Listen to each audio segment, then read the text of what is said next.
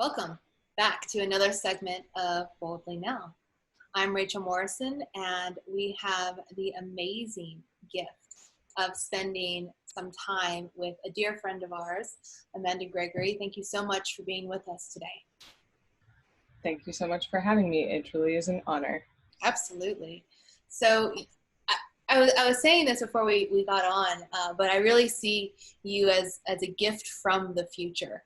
There's a certain type of mindset that you are choosing to embody in this incarnation that is really boldly being absolutely present with all of life in the experience that comes up in the moment for you. And I'm curious, what is that like to be so courageous with your expression and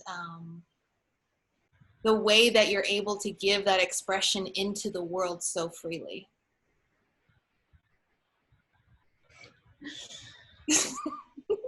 That's an amazing question.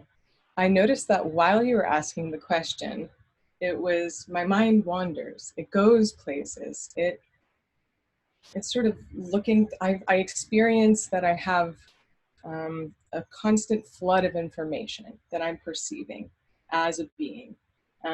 That it's influencing me in a variety of ways and could potentially influence me in infinite ways. And so I'm curious about the concept of infinity and our ability to ask the questions and to explore. And I'm someone who believes in energy streams coming through us that are made of light, that we came from the stars, and that is a true story about how we emerged. Like, we didn't just come from nowhere. There was an explosion of light that had all these different pieces to it, and those pieces kept creating, expanding, evolving, integrating that new information, and creating a collective memory stream in the wake of their existence. And I feel connected to that source. Sometimes I have I forget that, and my mind will wander, and I'll be trying to figure things out and like reflect on things that happened and like what I could have, should have, would have done. And then I'll remember all over again that there's no shoulda, woulda, couldas, and it's all just made up, and that, and I collect myself and I integrate. So it's a constant expansion of and new information, uncertainty that's unfolding as I exist, just newness that's appearing each moment unexpectedly. And that is such a gift. So I try to live my life expressing and experiencing the gift of the mystery coming towards myself, who is connected to a universe of other. And there's this ongoing curiosity about connection, what it means to experience connection. And I understand that in order to experience anything, there has to be the contrast, and that our minds are distinguishing, trying to make sense of things constantly with these new contrasts that appear in our consciousness, and that there could be value systems that make up our archetypes. There could be energies that we commit a relationship with, such as love, such as mutual respect, such as inspiration for your fullest potential and creativity. That there's a way of being that we can generate towards each other that wants the best for you, because we've been evolving together this whole time. Yeah. You say, you mentioned connection, and in this time of isolation, we are experiencing, I think, in some ways, more connectivity than we ever have. And a lot of people in these conversations, I would say most people, we've been discussing the reconnection back to the planet, back to nature, back to the voices of all life, and then being an access point to let all of life begin to speak through us, so that we can then begin to create with life as life.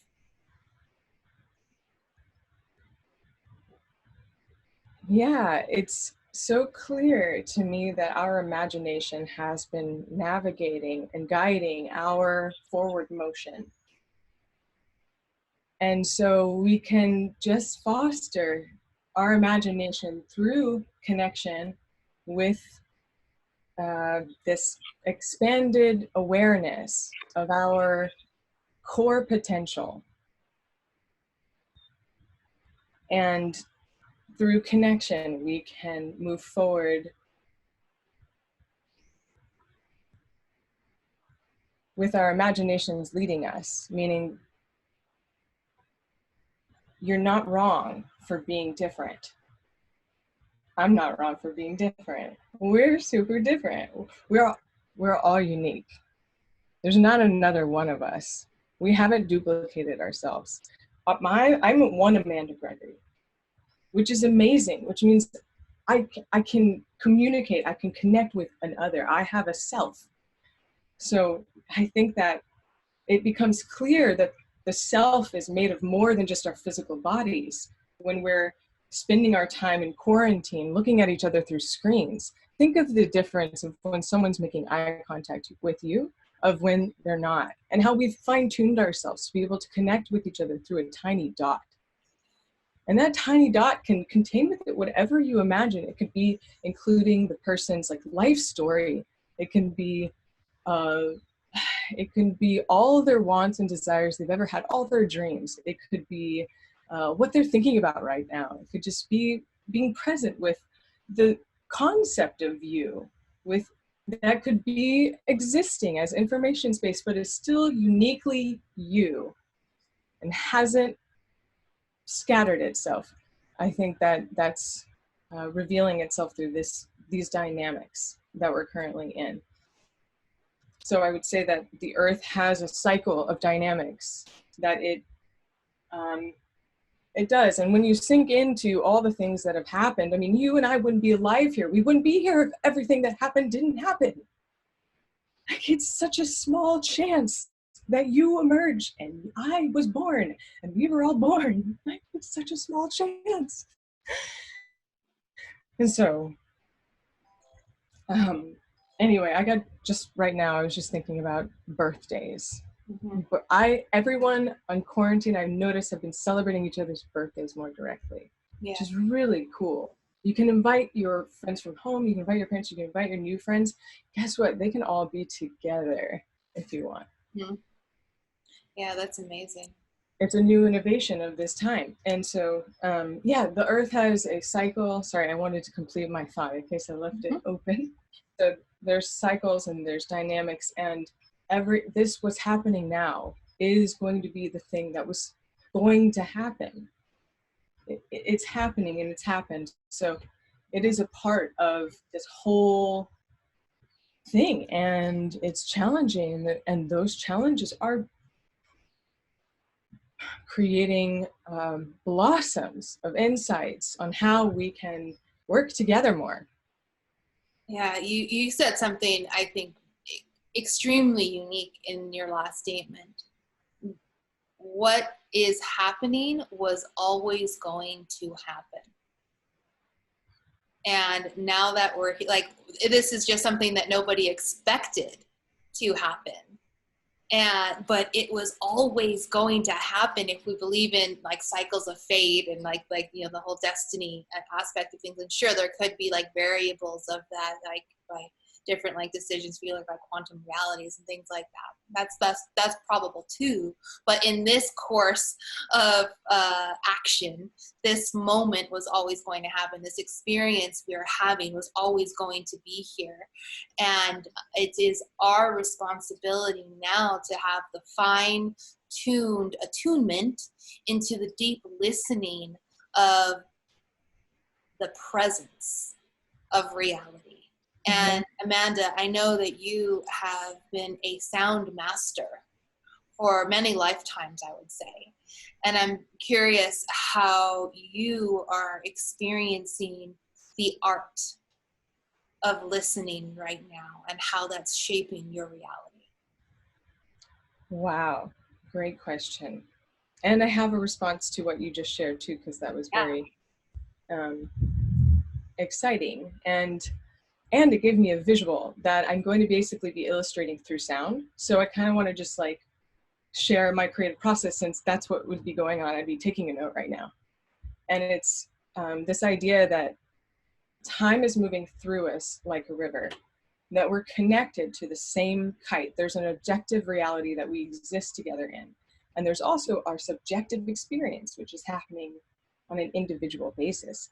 And so saying something like, this was already going to happen, is true about the past, because imagine that you have infinite possibilities coming towards you like a river of time flowing through you.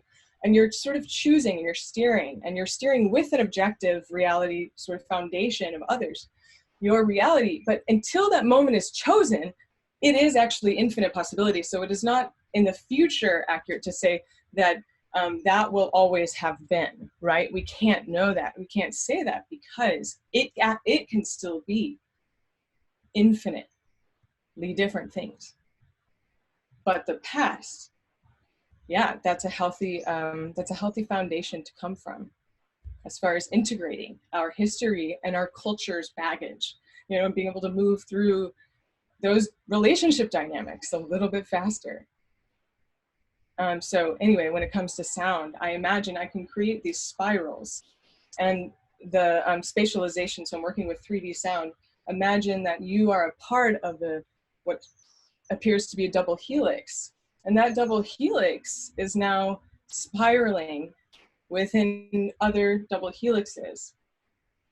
And all of a sudden, you zoom out, and you see that was just a part of a greater whole of other sounds that are moving through space around you. And you continue zooming out. And the spatialization of sound sort of creates this hyper-realistic environment of your mind expanding outside of your body and into the universe. And then even just the sensation, and this is what I'm doing with combinations of things like haptic vibration and synchronizing sound, is that you would feel like a torus shape, which is, if you've ever seen a torus, imagine there's a vortex in the center, and the sound would move up around your ears, up and out, circling down, and doing the same routine on every side of your body. So you have the experience of the energy that's moving from the top of your body to the root, and it's all connected. So I'm interested in the synesthetic qualities of sound, that sound can sort of create a synchronization between your sensations and your mind. And that can give you the grounding to really expand your awareness. And the sound is just it's a environment to support. And I use my voice to basically sing just tones with powerful intentions. So similar to the kind of format that singing would be for a mantra, where I might be praying while I'm singing. And it could be for things that I genuinely want in life, just to keep it real, just like going there sincerely about the things that I'm sad about, perhaps, feeling my emotional release and integration and power overcoming these challenges, and sort of reflecting and appreciating and entering into a more open state of consciousness. And then, so the singing would be mantras that are intended for that opening. And then psychoacoustic effects that I've created through this controller that I'll show you. Oh, that's a good one. I know about Medi boards. That's, I mean, what would you call this creature? This is an, I mean, it's my remote, but it's an Akai Professional APC40 MK2. Cool. It is my favorite tool for turning my voice into about 8 different voices at once that are harmonizing with each other. And so I'll improvise where I'll slowly change the harmonies on something, and you'll catch that the pitch, the frequency itself might represent a side of you or a side of myself that's coming into harmony and resonance with other sides of ourselves. Yeah.